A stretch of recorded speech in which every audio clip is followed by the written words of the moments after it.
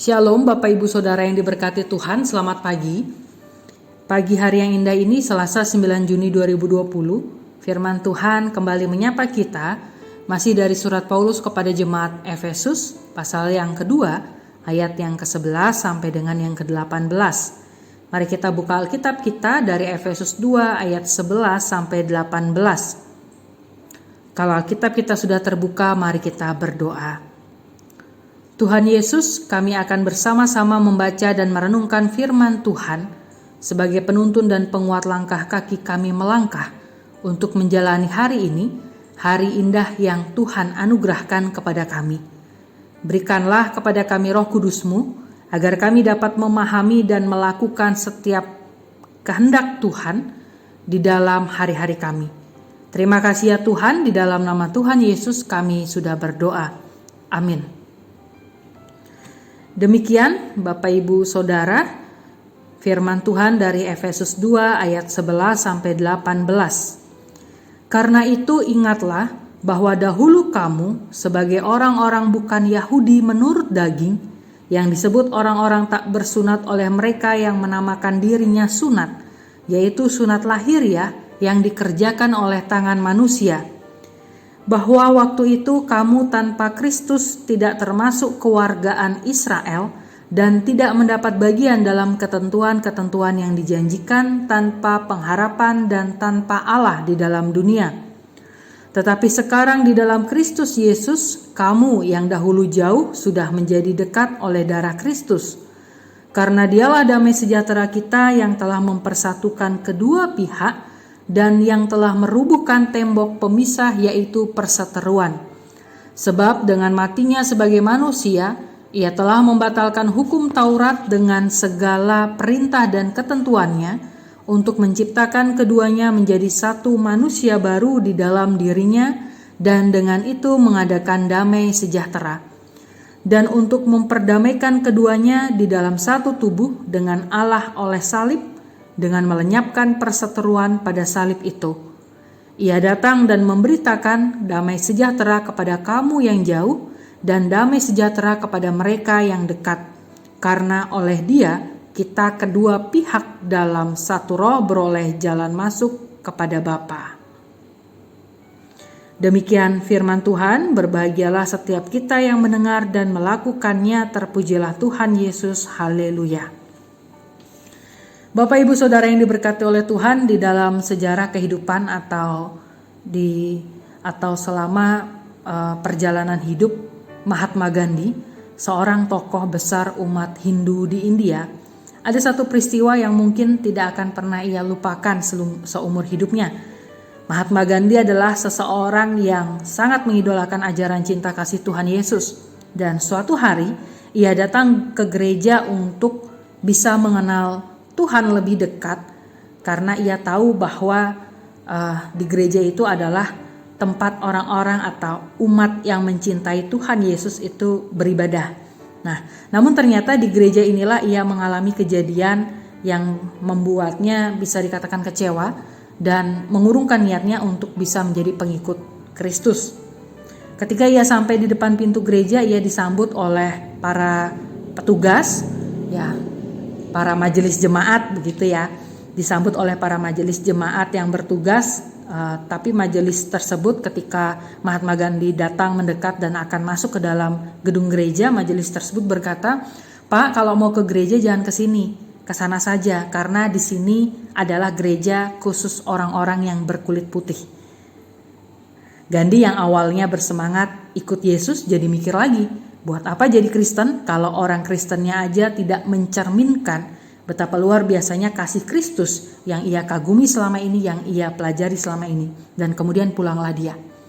Nah, Bapak Ibu Saudara yang diberkati oleh Tuhan, di dalam benak orang-orang Yahudi dulu, pada masa Perjanjian Baru, pada masa Paulus menulis suratnya kepada jemaat di Efesus ini, telah tertanam sebuah konsep bahwa mereka adalah umat yang kudus, mereka adalah umat pilihan Allah, sehingga sulit bagi mereka untuk bisa menerima orang luar atau orang-orang non-Yahudi untuk masuk ke dalam komunitas mereka.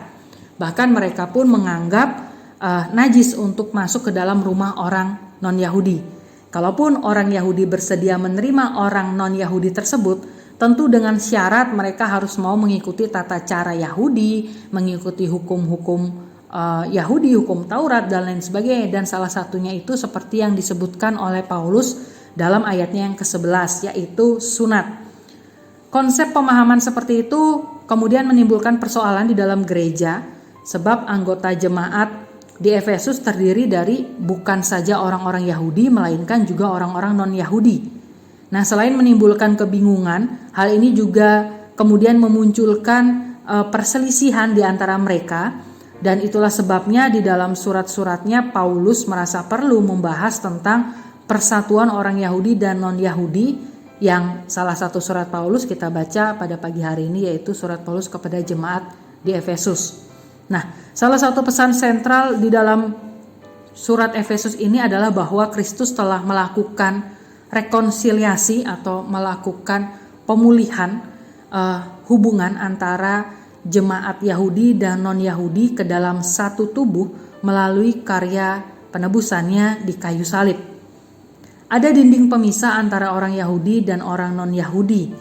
Ya, orang Yahudi biasanya menyebut mereka yang bukan Yahudi sebagai orang kafir, dan sunat tadi yang di dalam ayat 11 disebutkan Paulus itu sebagai suatu tanda lahiriah yang kemudian menjadi kebanggaan orang-orang Yahudi, yang kemudian membuat orang-orang Yahudi mengeksklusifkan diri dan merasa berbeda daripada orang-orang yang lain atau orang-orang yang non-Yahudi.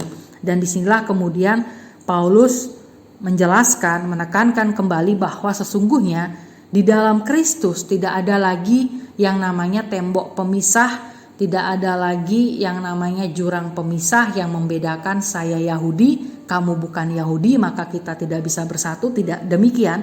Namun ketika Kristus telah memberikan dirinya untuk mati di kayu salib, pada saat itu segala hubungan yang rusak, baik hubungan Allah dengan manusia, juga hubungan sesama manusia itu sudah dipulihkan, dan disitulah manusia itu kemudian menjadi manusia yang baru, satu tubuh di dalam Kristus. Nah, di dalam suratnya ini, Bapak Ibu jemaat yang diberkati oleh Tuhan, memang nampak jelas sekali bahwa Paulus menekankan pentingnya persatuan di dalam tubuh gereja, karena bila gereja terpecah akibat perbedaan yang ada, maka hal itu sama sekali tidak berguna. Gereja adalah persekutuan orang-orang percaya yang di dalamnya tidak ada lagi pembedaan, meskipun adanya berbagai perbedaan itu merupakan realitas yang tidak dapat dipungkiri.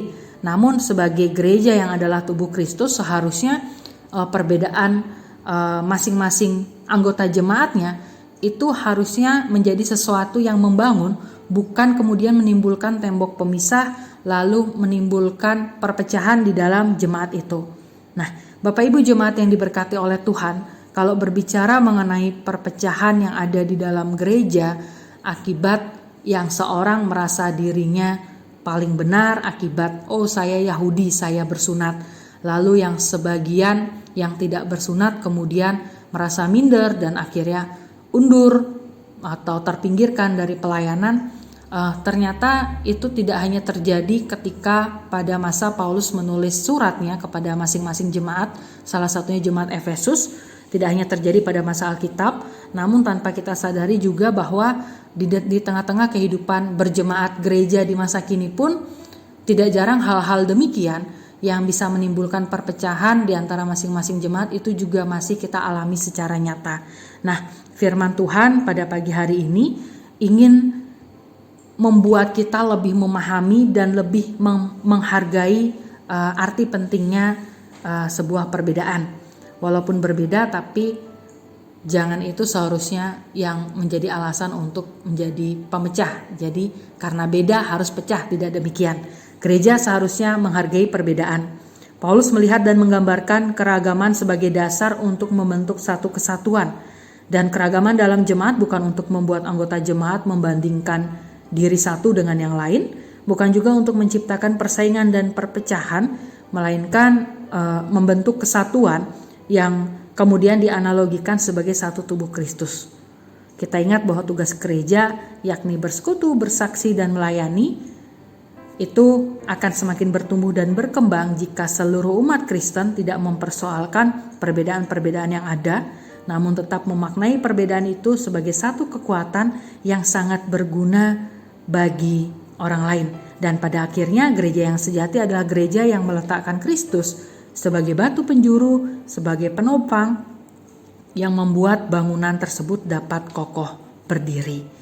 Nah, Bapak Ibu jemaat yang diberkati oleh Tuhan, jika Kristus mati di kayu salib adalah untuk memperdamaikan bukan hanya antara manusia dengan Allah, tapi antara manusia dengan sesamanya, mengapakah kita kemudian mau memisah-misahkannya kembali?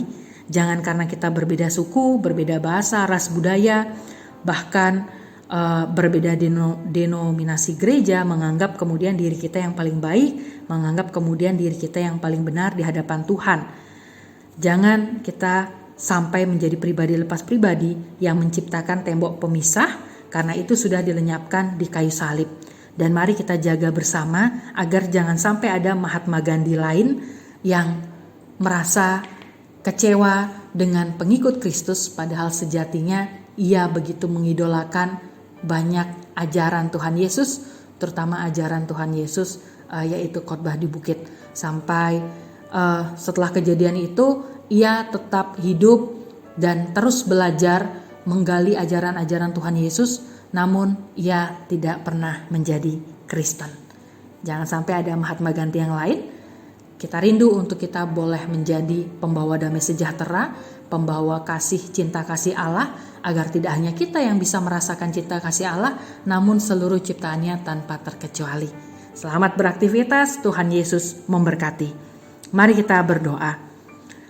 Terima kasih Tuhan Yesus atas sabda kebenaran firman-Mu yang mengingatkan kami kembali bahwa kami Engkau hadirkan di tengah-tengah dunia ini untuk membawa damai sejahtera dan kasih Allah kepada sesama kami dan seluruh ciptaan-Mu, bukan menjadi tembok pemisah.